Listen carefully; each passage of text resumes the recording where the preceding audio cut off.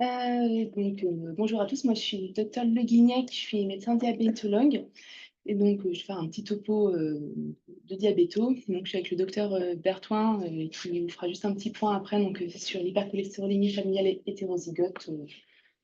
Voilà. Du coup, voilà, il n'y a pas de conflit d'intérêt. Donc, en fait, la présentation, je vais faire quelques rappels très brefs sur le diabète de manière générale. Ensuite, je ferai un point sur les traitements, en m'attardant en particulier sur les types de traitements qu'on utilise le plus. Quelques petits cas, on va dire, pas pratiques, mais voilà, des petites situations du quotidien. Je terminerai en faisant un petit point sur les différents types de capteurs et lecteurs. Quelques rappels pour commencer. Donc, il y a deux principaux types de diabète. Hop, vous m'entendez? C'est moi qui. En fait, j'ai fait que j'ai un son, et du coup, ça fait essayer de couper. Mais pardon. Il y a deux principaux types de diabète, du coup. Donc, le diabète de type 1, qui est une maladie auto-immune, qui peut se déclarer tout au long de la vie. Généralement, on dit que c'est le diabète du jeune, de l'enfant. C'est juste que quand il y a un diabète à cet âge-là, souvent c'est un diabète de type 1. Mais en soi, il peut se déclarer à n'importe quel âge de la vie. Ça concerne donc à peu près 6% des diabétiques. Et donc là, le traitement, c'est une insulinothérapie. Le diabète de type 2, donc c'est le diabète le plus fréquent. Là, le mécanisme, c'est une insulinorésistance. Donc, il y a toujours une petite sécrétion d'insuline par le pancréas, mais les tissus deviennent résistants à l'action de l'insuline. De manière générale, ça arrive plutôt après 50 ans, mais ça peut très bien survenir avant selon les comorbidités. Ça touche donc les 80, donc ça représente 92% des diabétiques. Et donc là, les traitements, on peut s'en sortir avec des antidiabétiques oraux et plus ou moins un recours à l'insuline. Donc l'HbA1c, donc c'est le marqueur de surveillance du diabète, un marqueur de l'équilibre du diabète. Ça représente l'équilibre sur les 3 derniers mois. Et donc c'est un objectif qui est déterminé selon le patient. De manière générale, on va viser souvent donc, un objectif inférieur à 7%. Mais selon l'âge, selon les comorbidités, l'objectif d'HbA1c peut varier. On peut aller jusqu'à des objectifs de 9% selon le patient et son état. On a un petit tableau qui résume à peu près les différentes classes de traitement, donc toujours pour les de type 2. Je vais revenir plus dessus après, mais voilà, comme ça, vous avez déjà un visuel. La metformine, avec principalement des effets indésirables digestifs, les inhibiteurs SGLT2, que pour le coup, vous connaissez bien en cardiologie, avec comme effet indésirable plutôt tout ce qui est mycose génitale, infection urinaire. Les analogues du GLP-1, pour le coup, ça c'est un traitement injectable, une injection par semaine. Je reviendrai dessus après. Les sulfamides qui sont de traitement, donc perros mais hypoglycémiens. C'est les seuls qui peuvent être pourvoyeurs d'hypoglycémie. Et les inhibiteurs des PP4, pareil, je referai un petit point dessus tout à l'heure. En tout cas, voilà, donc vous, sur le plan cardiaque, c'est surtout les inhibiteurs SGLT2 que vous connaissez bien. Et il y a également les analogues du GLP-1 qui ont des bénéfices démontrés cardiovasculaires, en tout cas pour le liraglutide et le dulaglutide. La metformine, ça, c'est vraiment le traitement phare du diabète de type 2. C'est vraiment celui qu'on met en première intention. Chez un patient diabétique de type 2 qui n'a pas de metformine, toujours se demander pourquoi. Généralement, c'est soit qu'il y a un problème de tolérance, soit des contre-indications. C'est le seul, en fait, qui va jouer sur l'insulinorésistance et qui va induire une baisse de l'insulinorésistance, qui, du coup, est le mécanisme principal dans le diabète de type 2. Quelques petits points pratiques. La metformine est à arrêter devant toute défaillance d'organes aigus, que ce soit de compensation cardiaque, rénale, respiratoire. En cas de déshydratation importante, donc ça c'est par rapport au risque d'accumulation et du coup d'acidose lactique qui est très rare mais qui est grave. Le traitement, on ne peut pas le commencer ni le reprendre tant que le DFG est inférieur à 30. Et pour des DFG déjà inférieurs à 60, on doit commencer à adapter la dose. Donc voilà, c'est vraiment le traitement de première intention. Les inhibiteurs SGLT2, vous les connaissez bien. La petite subtilité, c'est que normalement, quand on regarde les schémas de prise en charge thérapeutique du diabète, les régime diététique, ça ne suffit pas la metformine. Et si ça ne suffit pas, on arrive du coup en deuxième ligne où là, on peut commencer des bithérapies. Là, la petite nuance, c'est qu'en cas de maladie rénale chronique ou d'insuffisance cardiaque ou de maladie athéromateuse avérée, peu importe le taux d'HbA1c, on peut commencer d'emblée une bithérapie avec metformine et inhibiteur SGLT2. Donc là, je vous ai remis le nom des spécialités. Donc, généralement, c'est tout ce qui se termine par glyphosine, dapagliflozine, empagliflozine, canagliflozine. Et à noter qu'il existe des associations avec la metformine, donc ce qui est assez intéressant pour le patient. Donc, Xigduo pour metformine et dapagliflozine et Synjardy pour metformine et empagliflozine. Des petites précautions particulières quand même avec ce type de traitement. Donc déjà, c'est contre-indiqué chez le patient diabétique de type 1 parce que donc il y a un risque rare donc, que j'ai noté, donc c'est le risque d'acidocétose euglycémique. Donc déjà que les patients diabétiques de type 1 ont un risque d'acidocétose, on ne va pas leur ajouter ça par-dessus. Mais du coup, ce qui est important à avoir en tête, c'est que même pour les patients diabétiques de type 2, il faut les prévenir, en tout cas les informer de ce risque et leur dire qu'en cas de douleur abdominale, de nausées, de vomissements, même si la glycémie est normale, ils doivent contrôler les cétones. Donc, ce qui implique qu'ils aient un lecteur de contrôle des cétonémies et les bandettes qui vont avec. Pareil, y penser surtout donc, dans toute situation aiguë et du coup ne pas hésiter à suspendre le traitement dans ces moments-là. Du coup, c'est ce que j'ai remarqué en haut, donc infection aiguë, trouble digestif important, déshydratation. On suspend le traitement. En fait, c'est à peu près les mêmes recommandations que pour la metformine. Du coup, c'est l'avantage, si on a la forme combinée, on arrête le traitement puis on ne se prend pas la tête. Il y a des seuils définis pour l'instauration du traitement par rapport au DFG, inférieur à 25 pour la dapagliflozine, 20 pour l'empagliflozine, 30 pour la canagliflozine. En dessous de ces seuils, on ne peut pas instaurer le traitement. Après, à nuancer si le patient est déjà sous ce type de traitement et qu'il a un DFG qui se dégrade, ça peut se discuter de garder le traitement. À avoir en tête que pour des DFG inférieurs à 45, déjà, on perd l'efficacité sur le plan diabéto. Pour des DFG inférieurs à 30, on n'a plus tellement d'efficacité sur le plan diabéto, mais on peut les garder à visée cardiaque ou rénale. Attention aussi chez les patients avec des plaies de pied diabétiques, surtout s'ils ont déjà des terrains d'artériopathie, à cause du coup de l'hypovolémie qu'entraîne le traitement, vous pouvez faire flamber de l'artériopathie.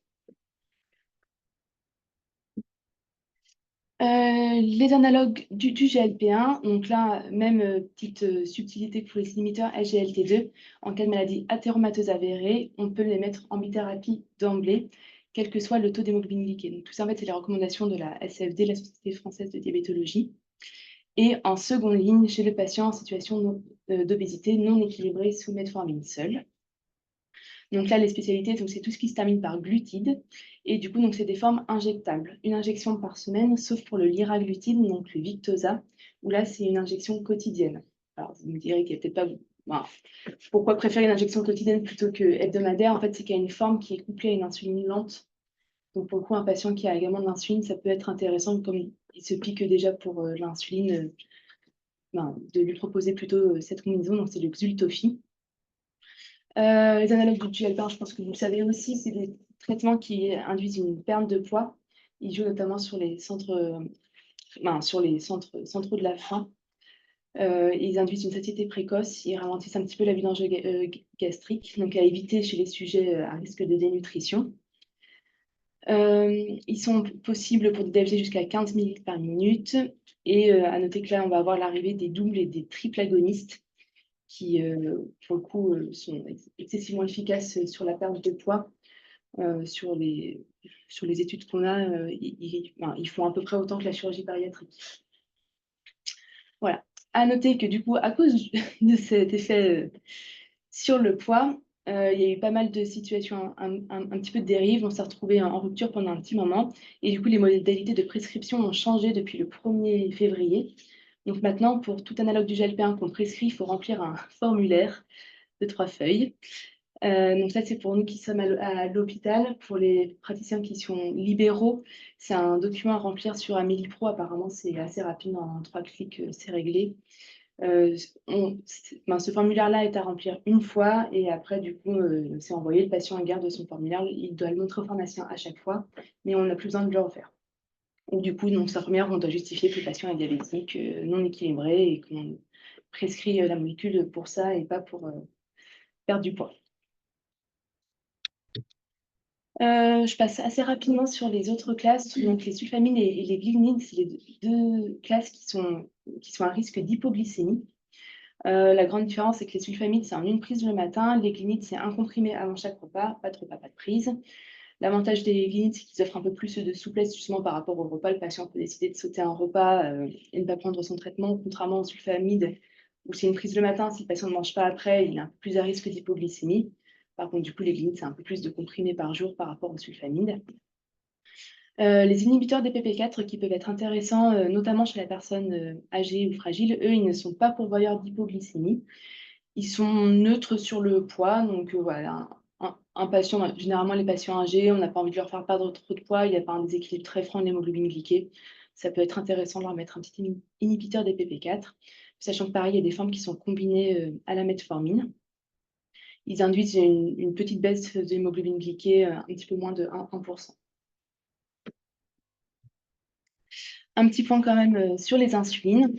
Donc, quand le patient a un schéma avec des stylos, donc il y a deux types d'insuline, l'insuline lente et l'insuline rapide. Grosso modo, donc l'insuline lente, c'est une injection par jour qui dure donc à peu près 24 heures, alors que l'insuline rapide, son but, c'est d'être fait avant les repas pour prendre en compte la montée glycémique induite par le repas. Et elle peut également être faite à d'autres moments de la journée si le patient est trop haut, avec juste pour but de se corriger et de faire redescendre la glycémie. Je vous ai mis les noms pour que voilà, vous les ayez vus au moins une fois. On a également des insulines semi-lentes qui durent entre 12 et 16 heures. Là, notamment en hospitalisation, souvent on vous fait changer l'insuline lente pour une semi-lente quand il y a des corticothérapies ou des nutritions entérales pour vraiment prendre en compte la montée glycémique sur une période prédéfinie. Un petit point rapide sur les pompes et les boucles fermées, parce que ça peut faire un peu peur quand on ne connaît pas. Donc la pompe, ce qu'il faut bien avoir en tête, c'est que c'est uniquement de l'insuline rapide qui est dedans et qui est administrée selon un débit prédéfini. Donc il n'y a plus du tout de lente à partir du moment où il y a une pompe. Le patient a quand même du matériel si jamais il y a un problème. Mais voilà, dans la pompe, c'est l'insuline rapide. Euh, donc, donc on a le système de boucle fermée. Donc ça, pour le coup, qui n'est remboursé que pour les diabétiques de type 1. Où là, en fait, c'est la pompe qui va communiquer avec un capteur. Et du coup, si le capteur anticipe une baisse de la glycémie et un risque d'hypoglycémie, il va dire à la pompe de baisser son débit, voire de s'arrêter. Et à l'inverse, s'il se rend compte qu'on est plutôt en hyperglycémie, il va demander à la pompe d'augmenter son débit, voire d'envoyer des petits bolus selon le type de pompe. À noter que dans tous les cas, pompe ou boucle fermée, ça ne dispense pas le patient d'envoyer des bolus au moment des repas. Il faut quand même toujours prévenir la pompe qu'on va manger. Pour l'instant, on n'a pas de système encore complètement indépendant. Du coup, je mets des petits cas pratiques comme vous pouvez voir en consultation ou en hospitalisation. Tout en donc là, on ne voit pas très bien, mais j'ai mis un petit mot en haut en disant que si la glycémie est supérieure à 2,50 g pendant plus de 3 heures, vous êtes censé contrôler les cétones. Et si les cétones sont positifs, donc supérieurs à 0,5 mmol par litre, il faut mettre en place le plus seringue d'insuline et avoir l'avis d'un diabétologue. Mais dans les autres cas, en soi, vous pouvez aussi vous débrouiller. Donc là, par exemple, le patient arrive, il est déjà sous metformine et inhibiteur SGLT2. Il est déséquilibré, qu'est-ce que je peux faire? Donc là, je vais me baser vraiment sur les recommandations de la SFD qui dit que dans ces cas-là, on peut introduire de manière préférentielle un analogue du GLP-1. À noter que, donc, du coup, je me base sur les recommandations de la SFD, mais que ce ne sont pas les conditions de remboursement, qu'actuellement, on ne peut pas prescrire l'association inhibiteur SGLT2 et analogue du GLP-1 ensemble sur le plan diabéto, que du coup, il y en a un des deux qui ne sera pas remboursé. C'est pour ça que nous, on aime beaucoup quand vous les mettez sur le plan cardiaque, parce qu'on peut justifier que l'inhibiteur SGLT2 est là pour la cardiopathie et que nous, on met l'analogue du GLP-1 pour le diabète. Et dans ces cas-là, c'est pris en charge. Pareil, en soi, donc on peut très bien associer avec un inhibiteur DPP4 avec les mêmes consignes. On peut tout à fait introduire également un traitement hypoglycémiant, sulfamide ou glinide. Alors là, j'ai mis l'insuline en orange et en rouge. En soi, ce n'est pas non plus une erreur de mettre de l'insuline à ce niveau-là. C'est juste qu'on a d'autres lignes thérapeutiques à proposer avant. Donc voilà, on peut temporiser l'insuline. Et donc, pareil, l'insuline rapide, quand c'est en contexte aigu, sous le plan d'une hospitalisation, on peut tout à fait la mettre en place. Là, je parle plus du traitement court. Pareil, donc rapidement, il est sous metformine et analogue du GLP-1. Même recommandation, on peut mettre un inhibiteur SGLT2, mais du coup, l'association ne sera pas remboursée, mais en tout cas, ça fait pas, c'est recommandé par la SFD. Par contre, on ne peut pas ajouter d'inhibiteur DPP4. Les deux molécules, en fait, utilisent le même mécanisme, on va dire. Ben, ça joue sur les mêmes choses, mais leurs effets ne se potentialisent pas. Par contre, ils ont tous les deux le même type d'effet indésirable, à savoir quelques rares cas de pancréatite. Donc, on évite de mettre les deux ensemble. On peut très bien rajouter sulfamine et glinine. Et là, par contre, si déjà on ne s'en sort pas sous metformine et analogue du GLP-1, c'est tout à fait possible de rajouter une petite dose d'insuline lente en plus. Pareil, l'insuline rapide, tant qu'on n'a pas mis d'insuline lente, on évite de la mettre comme ça, un petit peu en ponctuel. Metformine inhibiteur DPP4, bon là, c'est pareil, on peut remplacer par un analogue du GLP-1, mettre un inhibiteur SGLT2, un sulfamine, un glinide, et pareil, pas se jeter sur l'insuline tout de suite, là on a quand même encore un peu de marge. Et là, le patient est déjà sous metformine et sous insuline, et ben pareil, on peut rajouter n'importe quelle classe, voire se dire de toute façon, il est déjà sous insuline lente, on peut aussi rajouter l'insuline rapide, sachant qu'en soi, il n'y a pas de bonne ou de mauvaise réponse, ça dépend du patient, de ses comorbidités, et ça dépend aussi du médecin. Je pense qu'entre 3 diabétologues, on mettrait peut-être 3 schémas différents selon le patient. Donc, voilà, donc chaque association peut se discuter. Un petit mot sur les capteurs. Donc vous pouvez beaucoup voir, donc c'est le capteur Freestyle. Donc là, j'ai surtout axé sur le Freestyle Libre 2+, qui est disponible depuis peu de temps. Donc c'est un capteur qui se met au niveau du bras. Donc le Freestyle Libre 2 durait 14 jours, là le Freestyle Libre 2+ dure 15 jours. Et maintenant, la petite nouveauté, c'est que c'est remboursé si on a au moins une injection d'insuline par jour, peu importe le taux d'hémoglobine glyquée. Alors qu'avant, c'était soumis au fait que le diabète était déséquilibré. Si le téléphone est compatible, le patient peut très bien voir le capteur seul et il télécharge l'application LibreLink. Donc c'est le petit logo jaune que je vous ai mis là. Et si le téléphone n'est pas compatible, il faut lui prescrire par contre un lecteur Freestyle avec lequel le patient pourra se scanner. Il y a d'autres types de capteurs. Je vous ai mis en bas donc le Dexcom One+, qui peut être aussi pour les patients de type 2 et qui a l'avantage de pouvoir se mettre notamment au niveau du ventre. Le Freestyle Libre 3 qui est également sorti, mais pour le coup uniquement en association avec une boucle fermée. Et d'autres capteurs qui vont arriver comme le Simplera, voilà, qu'on attend pour fin d'année, il me semble. Donc voilà, en pratique, le message important, le diabète de type 1, peu importe la situation, on n'arrête jamais la lente ou la pompe sans un relais au pouce fin, même si le patient est à jeun, qui doit se faire opérer. Soit vous lui laissez sa lente, soit vous faites un relais avec un pouce. Le diabète de type 2, donc metformine en première intention. Si insuffisance cardiaque ou maladie rénale chronique, on peut associer un inhibiteur SGLT2 d'emblée. Si une maladie athéromateuse qui est avérée, on peut mettre un inhibiteur SGLT2 ou un analogue du GLP1. Et bien sûr, s'il y a le moindre souci, de toute façon, nous, on est toujours disponible. Si vous êtes dans l'hôpital, un avis non urgent, c'est une fiche Axigate. Un avis urgent, vous appelez l'antenne. Et si vous êtes en libéral, en externe, un avis non urgent, vous passez par Sistra et vous demandez une téléexpertise via avis diabétologie. Et un avis urgent, vous appelez le standard, puis vous demandez à parler au diabétologue d'avis. Et du coup, voilà, je me basais sur les recommandations de la SCFT. Et du coup, je te laisse la place, Florence. Bonjour, moi je voulais juste refaire un petit focus sur la consultation d'hypercholestérolémie familiale hétérozygote. Donc j'ai repris le flambeau après Annie Fonteil avec Agnès Caro et du coup vos collègues aussi cardiologues Océane Bouchot et Clémentine, mais qui ne sont pas là encore ces mois-ci. Donc du coup on fait une consultation sur les deux secteurs. Et du coup, je voulais vous resensibiliser à repenser au dépistage de cette hypercholestérolémie familiale chez les patients que vous voyez dans les services ou en consultation. Alors, ça se développe déjà pas mal. On a une bonne file active qui augmente de mois en mois. L'idée, c'est d'y penser. C'est une prévalence au niveau mondial de 14 à 34 millions de personnes. Il y a un risque multiplié par 13 d'avoir des événements coronariens en l'absence de traitement. C'est la maladie génétique la plus fréquente à raison d'une personne sur 200 qui est très clairement sous-diagnostiquée. Et on voit sur le graphique de droite que quelqu'un qui n'est pas traité, qui a un LDL cholestérol à 2,30, qui l'a déjà dès l'enfance, risque de faire un événement coronarien précoce vers 35 ans.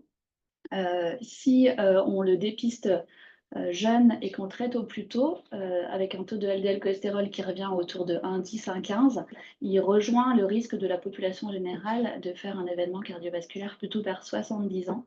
Donc, dès que vous avez des patients qui font des événements cardiovasculaires précoces, il faut vraiment penser à interroger sur l'entourage familial, s'il y a eu des parents, des oncles, des tantes qui auraient fait des infarctus précoces, regarder leur taux de LDL, faire la génétique.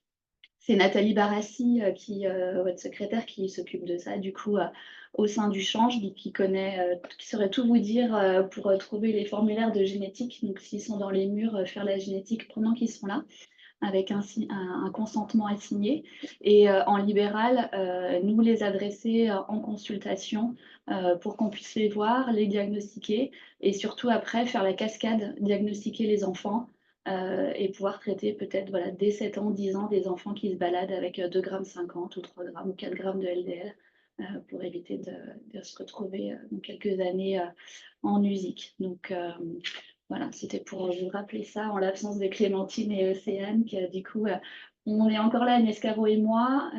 Il y a eu des patients qui ont dû passer en cardio, où on leur dit appelez en endoc, et nos secrétaires, comme elles ne connaissent pas trop, puisque c'est Nathalie qui s'occupe de ça aussi pour nous, en gros, les patients, on leur a dit allez sur Lyon. Donc, du coup, il y a Lyon qui m'a contacté en me disant mais pourquoi vous les faites pas? Du coup, je me suis dit il y a eu peut-être un biais. Donc, voilà, en l'absence de Clémentine et Océane, sachez que si là, dans les quelques mois, vous avez des situations qui font penser à cette hypercholestérolémie familiale, bah, vous m'appelez, vous faites le point avec Nathalie et voilà, il faut qu'on essaye de ne pas laisser ces familles dans l'ignorance. Voilà, merci. Je vais remettre des poids après, c'était. Oui, donc il y a cette fiche ville hôpital ici qu'on avait créée aussi pendant le Covid. Donc, quand penser à l'hypercholestérolémie familiale, donc un LDL cholestérol à plus d'1,90 g chez l'adulte, avec un taux de triglycérides normaux en général. Ça peut être plutôt des gens avec un morphotype mince, mais bon, ça ne les empêche pas d'avoir un syndrome métabolique associé. Chez l'enfant, c'est dès 1,60 de grammes par litre de LDL qu'on y pense.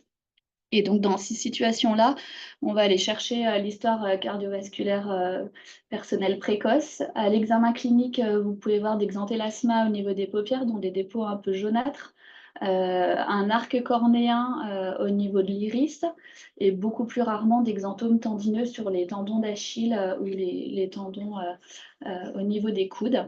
Et on cherchera sur le plan familial la notion d'hypercholestérolémie, mais surtout la notion d'événement cardiovasculaire précoce. C'est surtout ça qui y fait penser. Et donc, du coup, là, on veut volontiers les voir. On demandera d'avoir un minimum, enfin, d'organiser sans urgence, en tout cas, un écho des TSA pour voir l'épaisseur intima média s'il y a déjà de l'athérome, et puis un coroscanner ou un score calcique aussi pour, s'ils sont en tout cas en prévention primaire, voir déjà s'il y a des dépôts athéromateux. Et on leur proposera la génétique du coup si on a des arguments. Il y a le Dutch Score, je ne sais pas si vous connaissez, donc accessible sur Internet, qui permet déjà de savoir si on est plutôt en faveur d'une hypercholestérolémie familiale. Au-dessus de 6 de Dutch, on les génétique tous, on leur propose tous. Entre 4 et 6, après, ça va dépendre un petit peu de la situation. Si on a un doute, des fois, je les passe en RCP régional à Lyon pour leur avis, pour savoir si on y va ou pas. Les patients n'ont rien à payer pour la génétique, s'ils sont prélevés en milieu hospitalier. Donc, c'est sur des fonds recherche. Donc, il n'y a un reste à charge pour eux. Avec un délai de rendu, si vous voulez leur dire, on est à peu près sur 3-4 mois de délai de rendu de résultat. Voilà.